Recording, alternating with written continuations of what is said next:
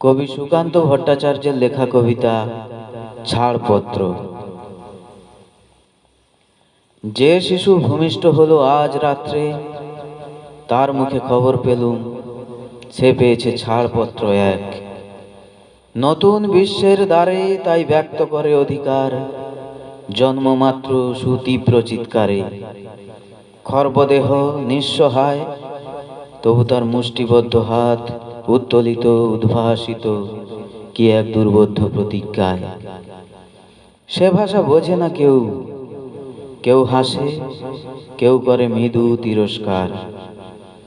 আমি কিন্তু মনে মনে বুঝেছি সে ভাষা, পেয়েছি নতুন চিঠি আসন্ন যুগের।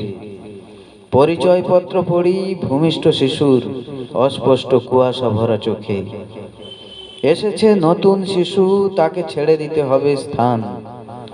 জীর্ণ পৃথিবীতে ব্যর্থ মৃত আর ধ্বংসস্তূপ পিঠে চলে যেতে হবে আমাদের। চলে যাব, তবু আজ যতক্ষণ দেহে আছে প্রাণ, প্রাণপণে পৃথিবীর সরাব জঞ্জাল।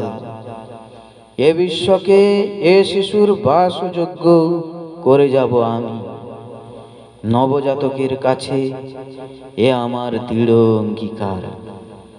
অবশেষে সব কাজ সেরে আমার দেহের রক্তে নতুন শিশুকে করে যাব আশীর্বাদ। তারপর হব ইতিহাস।